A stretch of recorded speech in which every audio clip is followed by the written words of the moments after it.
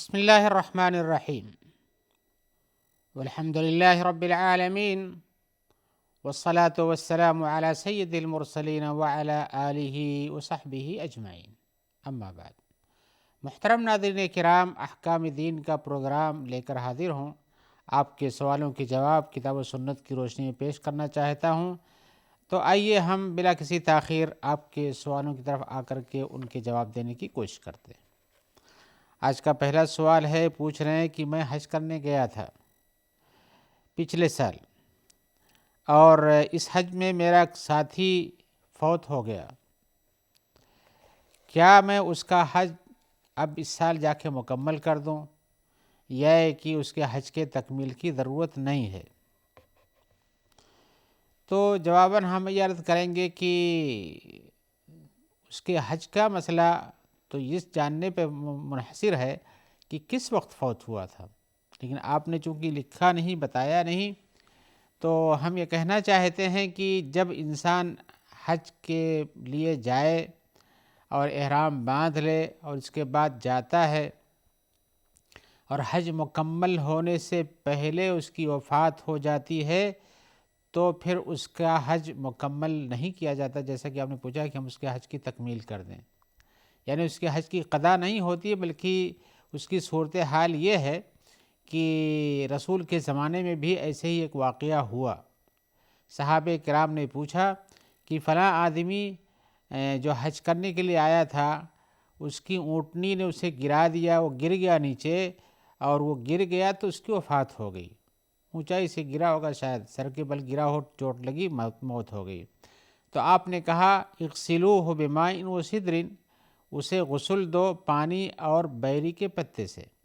وکفنوہ فی ثوبیہ، اور اس کو کفن پہناؤ اسی کے دونوں کپڑوں میں، یعنی چادر جو ایک اوڑھتا ہے اور ایک چادر جو باندھتا ہے، ولا تغطوا راسہ، اور اس کے سر کو نہ ڈھکو، یعنی چادر سے اس کے سر کو نہیں ڈھکو، ولا تحنطوہ، اور نہ اس کے اندر کوئی خوشبو ڈالو، فإنہ یبعث یوم القیامۃ ملبیا، اس لیے کہ اسے قیامت کے دن تلبیہ پکارتا ہوا اٹھایا جائے گا، یعنی جب قبر سے وہ نکلے گا تو لبیک اللہم لبیک، اس طرح کی جو صدا حاجی احرام باندھنے کے بعد حج کے لیے کرتا ہے، اس طرح سے وہ کہتا ہوا قبر سے اٹھے گا۔ تو آپ نے کہا کہ اس کو یہ نہیں کہا کہ اس کا حج بھی پورا کرو، بلکہ کہا کہ جیسی جس پوزیشن میں ہے ابھی احرام کی حالت میں، اسی طرح سے دفن کرو۔ تو گویا کہ جب کوئی حج کرنے والا آدمی احرام باندھ کر کے میقات سے جاتا ہے اور حج کی تکمیل سے پہلے اس کی وفات ہو جاتی ہے، تو اس کے لیے جنازہ اور کفن کا جو سسٹم ہے، جنازہ پڑھا جائے گا، لیکن کفن اس کا اسی کے احرام کی چادروں میں ہوگا۔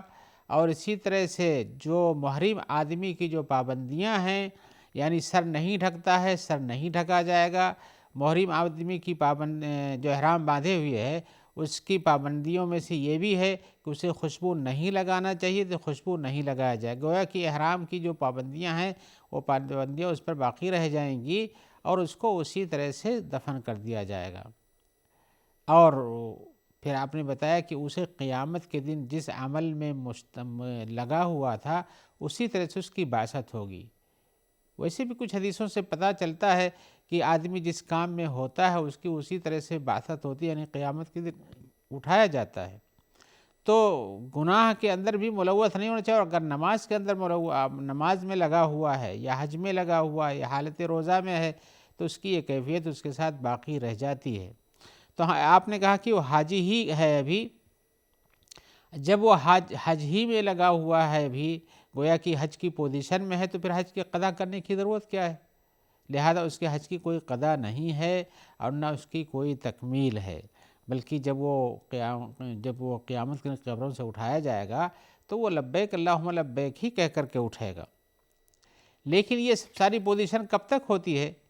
جب تک حج مکمل نہ ہو جائے۔ حج کے تکمیل کی دو شکلیں، تو ایک تو حج جو ہے یعنی 10ویں تاریخ آ جاتی ہے، آدمی شیطان کو کنکریاں مارتا ہے، آ کے بال کٹوا لیتا ہے، آ کر کے قربانی کرتا ہے. یہ 10ویں تاریخ کی یہ چیز جو ہے کنکری مارنے کی، بال کٹوانے کی، جب تک یہ پوزیشن نہ ہو سکے تو جب تک اس کو دفن اسی احرام میں کیا جائے گا. لیکن اگر ایسا کر چکنے کے بعد مرتا ہے، یعنی شیطانوں کو کنکری 10ویں تاریخ کو مار لیتا ہے، بال کٹوا لیتا ہے، تو اس کے بعد پھر اس کی پوزیشن دوسری ہو جاتی ہے. یعنی اس وقت اسے کفن دلا جائے گا جیسے کفن دیا جاتا ہے، اور اسی طرح سے اس کے احرام کے کپڑوں میں اسے نہیں دفن کیا جائے گا. اس کے احرام کے ساتھ اس کی خوشبو بھی لگائی جا سکتی ہے. تو یہ سب چیزیں جیسے ایک عام میت کی ہوتی اس طرح ہو جائیں گی. تو بتانا یہ ہے کہ اس کی جو پوزیشن ہے اسی آدمی کی جو پوزیشن ہوتی ہے. جیسے کوئی آدمی شہید ہوتا ہے تو شہید کو بھی ویسے اس کے کپڑوں میں دفن کیا جاتا ہے، اور حدیث میں آیا ہوا ہے کہ جب شہید آدمی قیامت کے دن اللہ کے ہاں اٹھا کے پہنچایا جائے گا تو وہ جائے گا، لیکن اس کے کپڑے سے اس کے جسم سے خون بہتا ہوگا، لیکن اس زخم سے خون بہنے والا خون بدبودار نہیں، بلکہ وہ خوشبودار ہوگا، مسک کی طرح سے خوشبو آئے گی. لیکن اس کی پوزیشن اس لیے کہ جس پوزیشن میں اس کا انتقال ہوا وہ پوزیشن برقرار رہے گی. تو حاجی کی بھی یہی کیفیت ہے. تو اسی صورت میں حاجی کے اگر حج مکمل نہیں ہوا تھا، جسے میں نے بتایا کہ 10ویں تاریخ کو شیطان کو کنکری مار لے، بال کٹوا لے، تو اس کے بعد وہ پہلا طرح سے حلال ہو جاتا ہے، چاہے وہ ہو طواف افاضہ کیا ہو یا نہ کیا ہو. اور اگر طواف افاضہ بھی کرنے کے بعد آدمی مرتا تو حج ختم ہو جاتا ہے، حج کے جتنے کام ختم ہو جاتے ہیں، لہذا اس کی کیفیت مرنے کے بعد ایک عام حاجی ہوتا ہے، اس کا حج مکمل ہو چکا ہوتا ہے. لیکن یہاں میں جو کہہ رہا ہوں کہ 10ویں تاریخ کو شیطان کو کنکری مار لے، بال کٹوا لے، تو ابھی حج کے سارے کام مکمل تو نہیں ہوئے ہیں. یعنی طواف افاضہ بھی کرنا چاہیے تھا اسے، لیکن نہیں کر سکا. لیکن اس کی حلت کی ایک شکل پیدا ہو چکی ہے، لہذا احرام سے وہ نکل جاتا ہے، بال کٹواتا ہے، نہاتا ہے، اور اس کے ساتھ وہ حلال ہو جاتا ہے. تو اگر یہاں تک پہنچ چکا ہے تو پھر اس کا حج مکمل ہو چکا ہے، اور اس کے لیے کسی قضا کی ضرورت نہیں، نہ اسے ان کپڑوں میں دفن کیا جانا چاہیے. آئیے ایک اور سوال کی طرف آتے ہیں، اور یہ سوال ہمارے بھائی نے جو پوچھا ہے موجودہ زمانے کے حالات کو دیکھتے ہوئے شاید یہ سوال کیا ہوگا. انہوں نے کہا ہے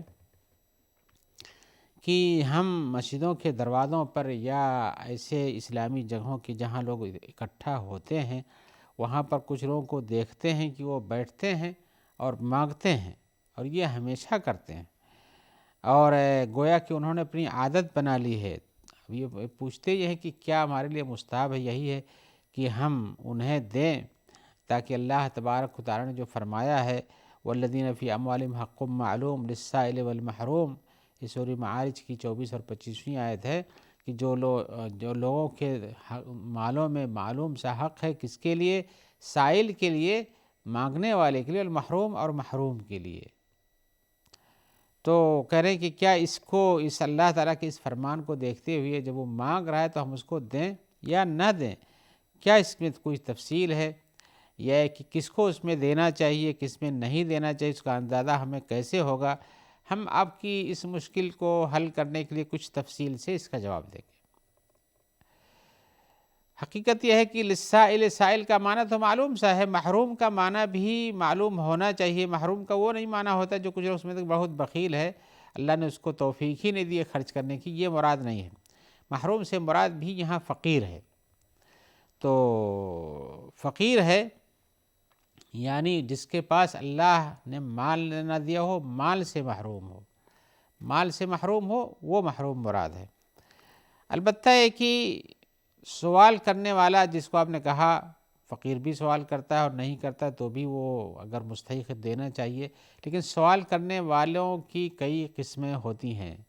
اور یہ آپ بھی مشاہدہ کرتے ہیں اور ہم بھی دیکھتے ہیں کہ کچھ جگہوں پر لوگ اکٹھا ہوتے ہیں اور رات و دن کا ہی پیشہ بن جاتا ہے، یا کہ کچھ مانگنے والوں کو ہم جانتے بھی ہیں کہ اسے ضرورت نہیں ہے اور پھر بھی مانگتا ہے. تو اب مانگتا ہے تو ہر مانگنے والے کو کیا دینا چاہیے، یا ایک ہی اس میں کچھ لوگوں کی تفریق بھی کی جا سکتی ہے؟ تو ہم بتانا چاہیں کہ مانگنے والے کئی طرح کے ہوتے ہیں. ایک تو وہ انسان ہوتا ہے جس کی کوئی ضرورت ہوتی ہے، یعنی ضرورت ہے اس بنیاد پر ہے کہ وہ فقیر ہے، محتاج ہے، اور اس فقیری کی بھی کئی پوزیشن ہوتی ہے. ایک فقیر وہ ہے جو واقعی کھانے پینے کا ضرورت مند ہے، ایک کہ مانگنے والا وہ بھی ہے جو کھانے پینے کا محتاج تو نہیں، لیکن زمانے کے حالات کے حساب سے اس کے پاس آنی ایک عام مناسب سی زندگی گزارنے کے اسباب نہیں پائے جاتے ہیں۔ میں اس کی مزید شرح کر دوں تاکہ اشکال نہ رہ جائے۔ اسباب سے مراد یہ ہے کہ بہت سخت گرمی کے دنوں میں ایسی جگہ پہ رہتا ہے جہاں اے سی کی ضرورت ہے یا ٹھنڈے پانی کی ضرورت ہے، یا اسی طرح سے بیمار ہے تو اس کو دوا کی ضرورت ہے۔ یہ ضرورت مند ہوا جو موقع پر ضرورت مند ہے، لیکن کھانے پینے کا سامان ہے وہ بھی مانگتا ہے۔ اور کچھ لوگ ہوتے ہیں جو مانگتے ہیں اس لیے نہیں کہ انہیں ضرورت ہے، نہ اس لیے مانگتے ہیں کہ وہ فقیر اور محتاج ہو چکے ہیں، بلکہ مانگتے ہیں تاکہ اپنا پیسہ زیادہ کر سکیں، مال اپنا بڑھانے کے لیے ان کا پیشہ بنایا ہوا ہے کہ مانگ مانگ کر ہی ہم پیسہ جمع کرتے ہیں، اور دن رات کی محنت کرنے سے کیا حاصل ہے، مانگنے میں کچھ پیسے زیادہ مل جاتے ہیں، تو ان کی عادت بن چکی ہے اس طرح سے۔ اور کچھ لوگ واقعی انہیں لت پڑ گئی ہے مانگنے اور کھانے کی، پیسہ اڑانے کی، اور اب اس قسم کے مانگنے کا لفظ تو ان سب میں شامل ہے کہ وہ مانگتے ہیں، لیکن مانگنے والوں کی قسمیں ہوتی ہیں، تو اب آپ کو کسے دینا چاہیے کسے نہیں دینا چاہیے، اور کہاں آپ کو کیسا تصرف کرنا چاہیے، اس کی ہم تفصیل پیش کرنا چاہتے ہیں۔ ایک تو یہ جس نے مانگا ہے اپنی واقعی شدید ضرورت کے تحت کہ کھانے پینے کا سامان اس کے پاس گھٹ جاتا ہے اور وہ فاقے کرتا ہے، یا کپڑے پہننے کے لیے جو مناسب انداز میں مل جانے چاہیے جس سے صدر ڈھک سکے وہ بھی پریشانی ہو جاتی ہے، تو یہ تو واقعی فقیر و محتاج ہے جس کو دینا ضروری ہے، اور ایسے ہی دینے والوں کے سے اللہ تعالیٰ اس کو ثواب دیتے ہیں، اور یہی مطلوب ہے للسائل کے اندر، ایک فقیر ہے محروم جو مال نہیں ہو اس کو دینا چاہیے۔ لیکن اگر پتہ چلے کہ وہ ہو آدمی کھانے پینے کا محتاج تو نہیں ہے، یعنی اس کے پاس کھانے پینے صبح شام کھانے پینے بھر کا پیسہ ہے اور اس سے اپنی ضرورت پوری کر لیتا ہے، لیکن موجودہ زمانے کے حساب سے اسے تکلیفیں اٹھانی پڑتی ہیں اور وہ پریشانیوں میں زندگی گزارتا ہے۔ کھانے پینے کی پریشانی کی بات نہیں کر رہا ہوں، بلکہ اور پریشانیاں ہوتی ہیں، جس سے گھر میں ریفریجریٹر نہیں ہے، پنکھا نہیں لگا ہوا ہے، یا ایک ہی اے سی نہیں لگائے ہوئے ہے، یا ایک ہی اور بھی ایسی کوئی اس کی ضرورت ہے جسے آپ جانتے ہیں یا وہ بیان کرتا ہے اور آپ حالات کے حساب سے دیکھتے ہیں، تو وہ بھی ایک ضرورت مند ہے، اس کو بھی دیا جا سکتا ہے۔ لیکن دوسرا آدمی جو ہے جو اپنا مال بڑھانے کے لیے مانگتا ہے، مال بڑھانے کے لیے مانگتا ہے تو اس کا مانگنا ہی غلط ہے۔ رسول اللہ صلی اللہ علیہ وسلم نے فرمایا ہے من سأل الناس اموالهم تکثرا فإنما يسأل جمرا فليستقل أو ليستكثر، جو لوگوں سے سوال کرتا ہے ان کے مالوں کے بارے میں کہ ہمیں دو، اپنا مال بڑھانے کے لیے، زیادہ کرنے کے لیے، کثرت کرنے کے لیے اپنے مال کے اندر، تو گویا کہ وہ آگ کا انگارہ مانگ رہا ہے۔ یسألو جمرن، آگ کا انگارہ مانگ رہا ہے، یعنی جہنم کا ٹکڑا مانگ رہا کہہ لیجئے۔ فلستقل، تو چاہے وہ کم مانگے، واولیستکثر، یا زیادہ مانگے، یعنی اس کے مانگنے کا نتیجہ تو انگارے کی شکل میں پیش ہوگا، تو زیادہ انگارہ اکٹھا کر لے یا ایک ہی کم کرے، لیکن مانگنا اس طرح سے جس میں ضرورت نہیں موجود ہے پھر بھی آپ مانگیں اور لیں تو یہ مناسب چیز نہیں ہے۔ اب ایسی صورت میں اگر آپ جانتے ہیں کہ اس آدمی کی پوزیشن ایسی نہیں ہے، ٹھیک ٹھاک ہے، لیکن یوں اپنا مال بڑھانے کے لیے مانگتا ہے، تو آپ کو نہیں دینا چاہیے، نہیں دینا چاہیے، بلکہ حق یہ کہ اسے نصیحت کرنا چاہیے کہ بھائی تمہارے لیے یہ جائز نہیں ہے، اور یہ مانگنا ایک قسم کی پریشانی اور ذلت ہے، اور یہی پر بس نہیں ہے، بلکہ قیامت کے دن جب آؤ گے تو تمہارے پاس تمہارے چہرے پر گوشت نہیں رہے گا، گوشت سے خالی ہو جائے گا۔ اور لیکن اگر آپ یہ جانتے ہوئے اس کو پیسہ پکڑاتے ہیں اور دیتے ہیں کہ لو، مانگ رہے ہو تو دے دیتا ہوں، یہ اچھی بات نہیں، یہ دے دیتے ہیں، تو گویا کہ آپ اس کے اور ڈھارس بتاتے کہ مانگنا درست ہے، اور ہمت بڑھاتے ہیں اور آگے بڑھاتے ہیں، اس سے بچنا چاہیے تھا۔